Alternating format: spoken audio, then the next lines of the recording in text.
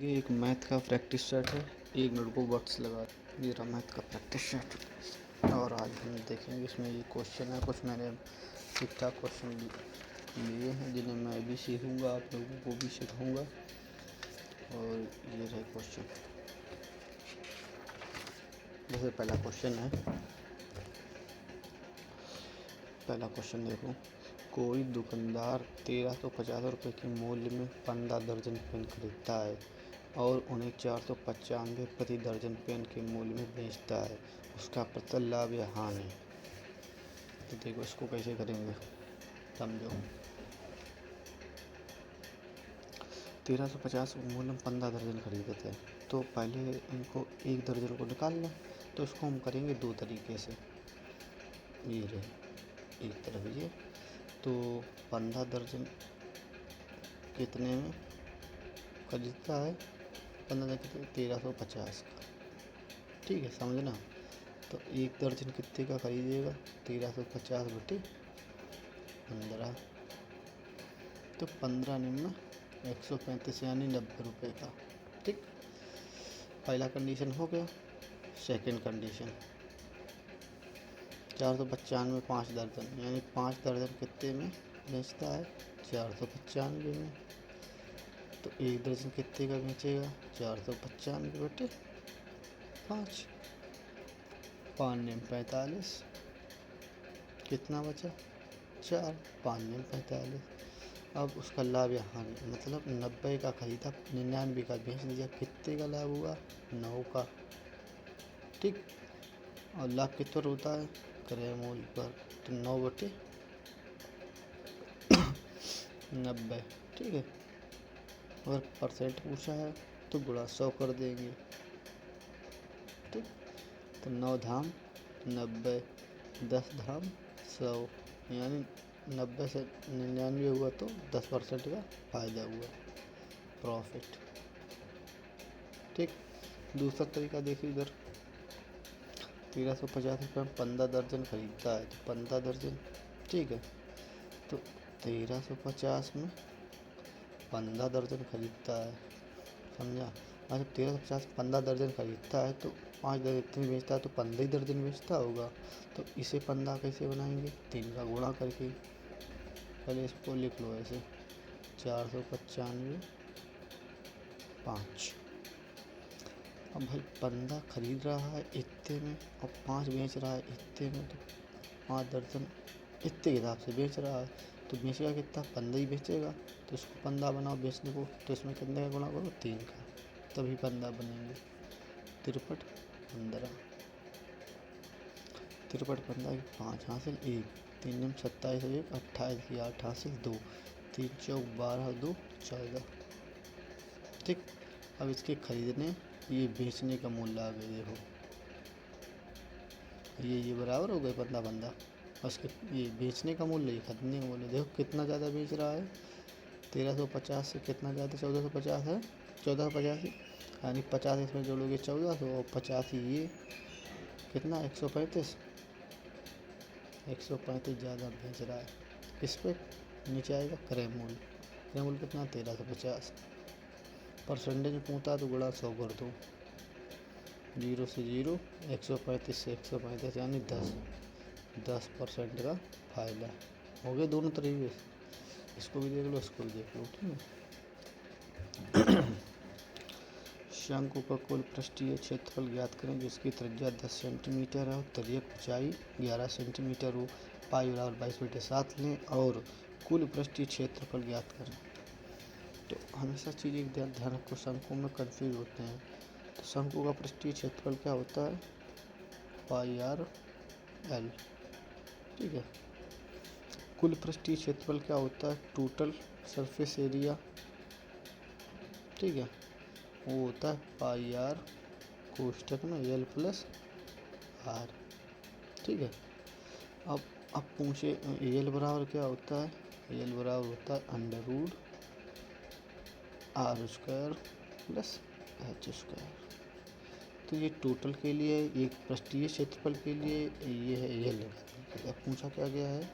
कुल पृष्ठीय क्षेत्रफल, यानी ये वाला लगेगा। ठीक है, पाई आर कोष्टक एल प्लस आर। तो इसमें लिख दूँ फार्मूला और मूला पाई आर कोष्टक एल प्लस आर। तो एल इसमें कितनी दे रखी है भाई, एल कितनी दे रखी है 11, और त्रिज्या कितनी दे रखी है 10, आर कितनी देगी 10। फार्मूला में रख दो। पाई का मान कितना बोला 22/7, 22/7 में गुणा आर कितनी दे रखी है 10, कोष्टक एल प्लस आर 11 और 10 कितना हो गया 21 गुणा है तो ठीक है 11 10 कितना हो गया 21। तो 7 3 21, 30 और 30 का गुणा 22 में 22 66 660 सेंटीमीटर स्क्वायर आंसर। ठीक है, ये समझ गए फार्मूला। पूर्ण पृष्ठीय क्षेत्रफल पूछा जाए तब ये केवल पृष्ठीय क्षेत्रफल, यानी ये फार्मूला लगेगा बाहरी सतह नहीं होती उसकी केवल, उसका केवल पृष्ठीय क्षेत्रफल होता है बाहरी वाले का, और कुल पृष्ठीय का होता है ये। ठीक है, ये ऐसे नहीं जब एक ट्रेन देख लें यार, हमको ट्रेन 17 हुआ है। जब एक धनात्मक संख्या n को 13 से विभाजित किया जाता है तो शेषफल 3 रहता है। जब 7n को 13 से विभाजित किया जाता है तो प्राप्त शेषफल समझो। आइए सवाल में क्या करते हैं, जो शेषफल होता है उसी को संख्या मान लेते हैं। तो माना संख्या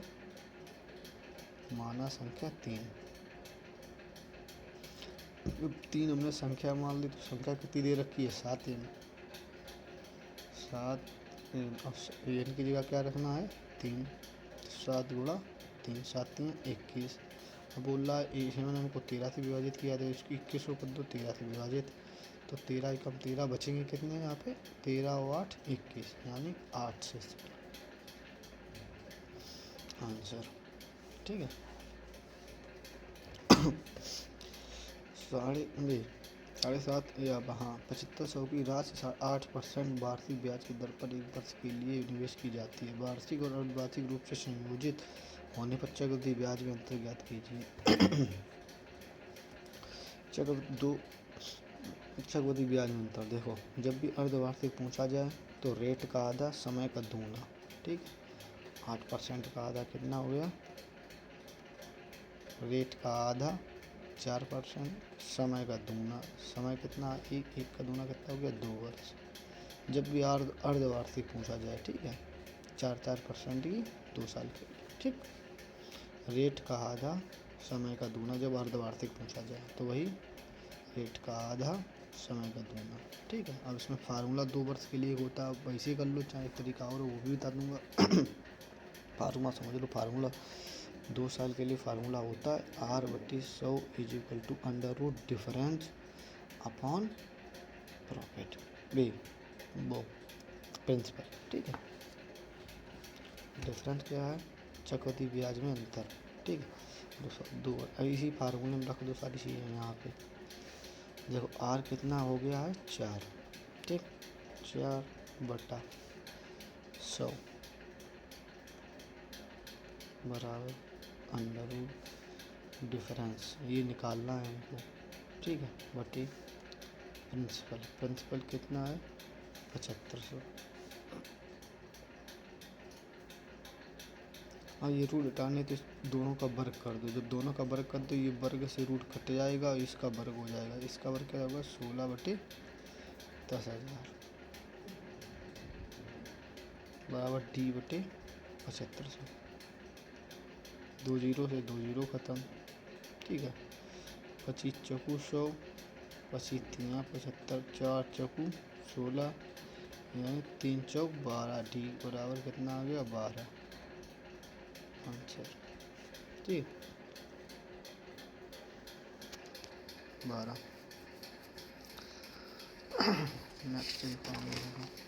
सवाल ठीक ठाक है भाई, अच्छे हैं यूपी पुलिस के लिए। अंडर रूट 15 बराबर 3.87, अंडर रूट 150 बराबर 12.24, तो √15 प्लस √1500 प्लस √0.015 का सन्निकट मान ज्ञात करें।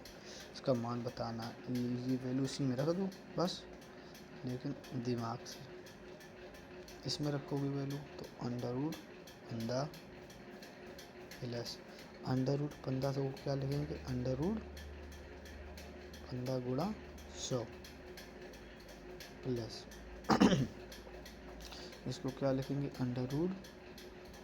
तीन अंक वाले दशमलव तो नीचे 3 जीरो लगा लेंगे, तो 15/3 जीरो। ठीक, 15/3 जीरो। अब देखो,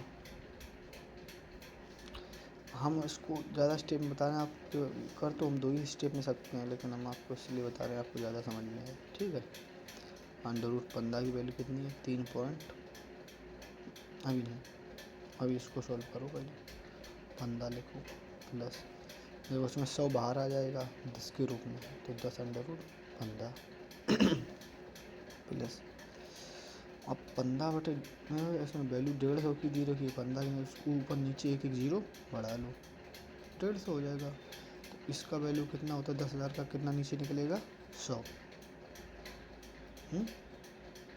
और 150 की वैल्यू कितनी, 12.24।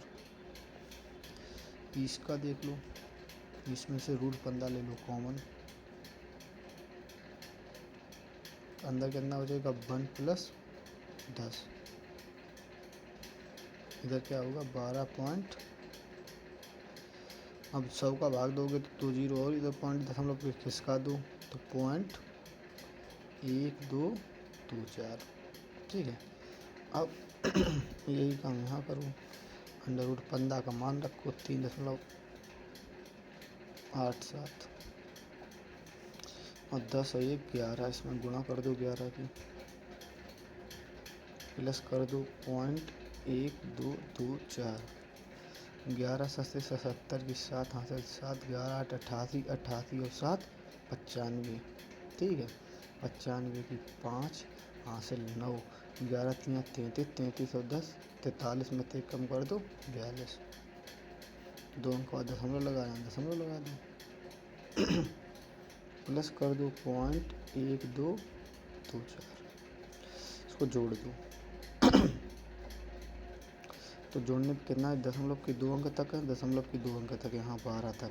ठीक है, इसको जोड़ेंगे तो इसके आगे 2 जीरो बढ़ा लो, अब होगा 1 2 3 4, 1 2 3 4, इसको जोड़ दो तो 0 में 4 जोड़ेंगे 4, 0 में 2 जोड़ेंगे 2 ठीक है, और 7 में 2 जोड़ेंगे 9। ठीक है, 5 में 1 जोड़ेंगे 6, अब दशमलव आ गया 42। आंसर बड़ा लग रहा होगा, लेकिन यहीं पे हो जाता, समझाने के लिए लिखा। एक यात्रा को 51 टाइम देते हैं पहले 24 मिनट। क्यों एक यात्रा को 51 घंटे में पूरा करती है, वह यात्रा के पहले आधे भाग को 48 किलोमीटर की गति से और दूसरे आधे भाग को 54 किलोमीटर की गति से तय करती है। पूरी यात्रा की कुल दूरी याद कीजिए। ये सवाल ऐसा है जैसे मान लो आप इसमें जो है डिस्टेंस सेम है, मतलब दो बराबर दूरी, मतलब जब 2 बराबर दूरी दी गई हो, पहले आधे भाग को बराबर है, पहले आधे दूसरे आधे भाग को, मतलब आपको ससुराल जाना हो आपकी बहू को लेने के लिए, तब आप मतलब बहू को छोड़ने जाना हो तब आप जाओगे 48 की 4 से, जब आपको उस बहुत दिनों बाद बहू को लेने जाना हो तो आप जाओगे 54 किलोमीटर प्रति घंटा की रफ्तार से, लेकिन दूरी बराबर है। पहले आधे भाग को आपने इतनी की चाल से ससुराल पहुँचे, अब दूसरी उधर से जब मतलब यहाँ से गई तो इतनी, मतलब ऐसे ही है। ठीक है, इसमें जो है दो बराबर दूरियां दे रखी होंगी, जब आप दे रखी हैं तब उसके लिए फार्मूला होता है कुल दूरी बटे समय बराबर, कुल दूरी पूछा तो कुल दूरी बटे कुल समय बराबर होता है, फार्मूला होता है 2x/(x + y)। ये ठीक। और अगर सुनो सब कुछ अलग अलग है, मतलब 48 किलोमीटर प्रति घंटा, मतलब पहले आधे को यहाँ पे दूरी मान लो मतलब 20 किलोमीटर, तो 20 किलोमीटर तय की 48 किलोमीटर प्रति घंटा की रफ्तार से, अगली दूरी अगले आधे भाग को मान लो 40 किलोमीटर, 40 किलोमीटर दूरी तय की 54 किलोमीटर प्रति घंटा की रफ्तार से हैं। तो उसमें फार्मूला क्या लगेगा, कुल दूरी बटे कुल समय, सीधा एवरेज स्पीड लग जाएगी। ठीक है, तो इसको इस फार्मूले से करते हैं।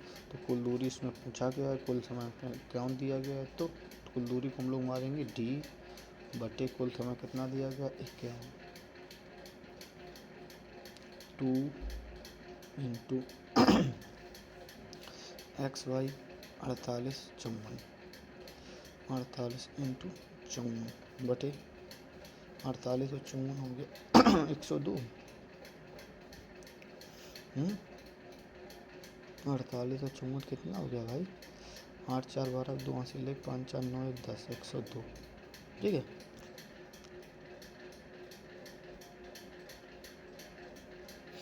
चलो करो। अब इसको काट लो 2 से, 2 पंचे 10, 2 एकम 2। अब ये हो गया 51, अब 51 बराबर 51 कट जाएगा, 48 का 54 में गुणा कर लो, आंसर आ जाएगा। तो 48 डी बराबर 48 का 54 गुणा कैसे करेंगे, 48 गुणा 54 को लिखो 50 प्लस 4। अब 50 का गुणा कर लोगे तो 0, 5 अट्ठे 40, 0 हासिल 4, 5 को 20 4 24, 4 का कर दो 4 अट्ठे 32 की 2 हासिल 3, 4 चौबीस 16 3 19 से जोड़ दो 2 9 4 1 5 2 कुल दूरी। ठीक है, ठीक है। अगला देखो सवाल, कल्याण अपनी आय का 80% खर्च करता है। पहले इसमें फार्मूला होता है इनकम बराबर एक्सपेंडिचर प्लस सेविंग। ठीक है, तो 80% खर्च करता है आय का, तो आय इनकम मान लो 100 का 80% खर्च करता है तो 80 खर्च करता है तो 20 बचाता होगा। ठीक है, इसको काट लो, 20 एकम 20, 20 चको 80, 20 पंचे 100। उसकी आय 15% बढ़ जाती है, तो यहाँ ले लो 15% बढ़ जाती है, और व्यय जो है 5% बढ़ जाता है। ठीक है, तो 15 पना 75, 5 चौको 20, 75 में से 20 गया कितना बचा 55 बटा 1। ये सब परसेंटेज में, इसीलिए मैंने इसे लिख दिया बटे 1, यानी केवल 55% उसका बचत है। ठीक है, 4800 का 16 से 2/3% का 0.2% का मान तो आप निकाल ही लोगे, ये आप मुझे निकाल के बताओ, आगे मैं बताता हूँ आपको। एक कक्षा में 30 विद्यार्थियों का औसत वजन, भाई इसमें ये समझो सवाल, पहले ये समझो 30 विद्यार्थियों का अगर औसत वजन 0.5 बढ़ रहा है तो एवरेज भी 0.5 बढ़ेगा। ठीक है, अगर 30 विद्यार्थियों का औसत वजन 10 कम हो रहा है तो एवरेज भी 10 कम होगा। मतलब जितना ये बढ़ेगा उतना ही एवरेज बढ़ेगा, जितना एवरेज घटेगा उतना, जितना ये घटेगा उतना ही एवरेज घटेगा। और समझो, अगर 60 किलो वाला आदमी आता है और 50 वाला जाता है तो 60 वाला आ रहा है तो बढ़ेगा, ओबियसली पता है।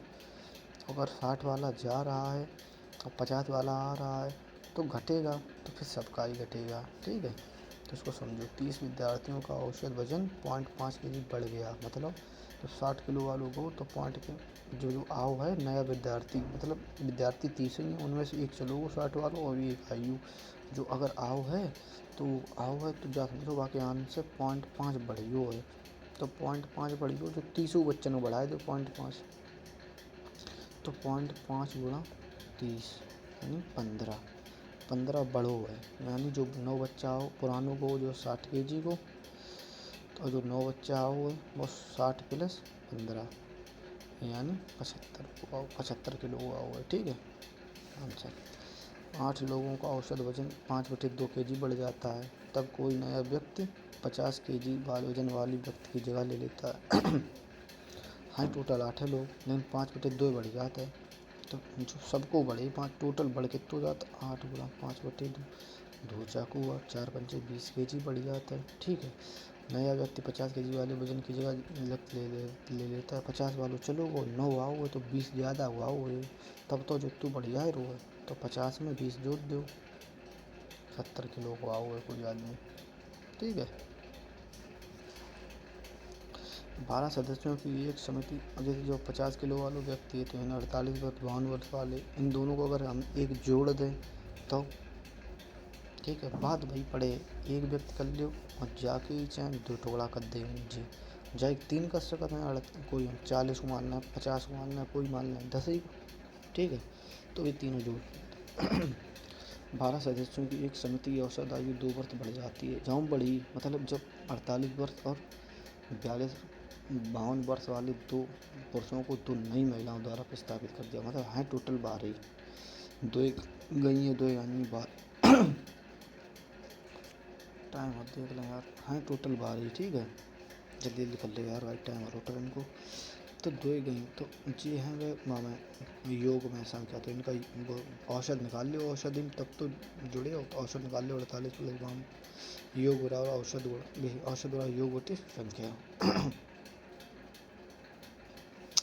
औसत बराबर इन दोनों औरतों में निकाल लो जितनी गई हैं, योग बटे 48 तो 52 100 100 बटे 2 यानी 50 50 तो 2 वर्ष बड़ो है औसत, तो 2 वर्ष बड़ो कितने 12 बड़ो हुए तो 12 दूनी 24, 24 बड़ो हुए तो 9 24 जोड़ दो।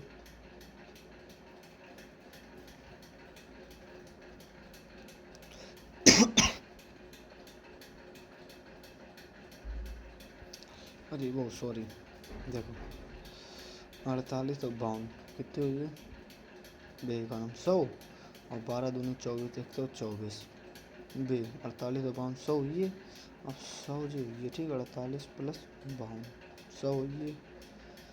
और जो जाकर औसत 2 वर्ष बड़ो है तो इन्होंने मतलब ये जो गई हैं इनकी जो नई 2 महिलाएं आई हैं तो उनको भी है जो ज़्यादा वजन ज़्यादा बूढ़ी बाड़ी यानी अपने। ठीक है, तो 2 12 दूनी 24 24 जोड़ देने में तो ज़्यादा वाली हैं तो 124। अब महिलाओं की औसत पूछी गई तो औसत बराबर योग बटे संख्या, औसत बराबर योग योग बटे संख्या, योग कितने 124 बटे संख्या कितनी 2 लोग गई हैं, 2 से कर दो 2 नई महिलाओं केवल 2 को पूछो, 2 6 12 2 3 4 यानी 62 वर्ष 62 की 2 यानी है। ठीक है 12 कर्मचारियों का औसत वेतन 15,000, यदि प्रबंधक को शामिल कर लिया जाए तो औसत 16,000 हो जाता है। प्रबंधक का वेतन देखो 12 कर्मचारियों को कितना है 15,000 है। ठीक है, 12 कितना है 15,000 प्रबंधक को शामिल कर लोगे तो 12 एक 13 में, यानी 13 कितना है 13 कितना याद मालूम नहीं है वो, लेकिन जहाँ मालूम है टोटल औसत जो है टोटल एवरेज जो है 16,000 हो जाता है। तो हिंद देखो कितना बढ़ो 1,000 बढ़ो तो 1,000 बढ़े कितने 13 लोग हैं तो गुणा 13 करो कितना ये 13,000,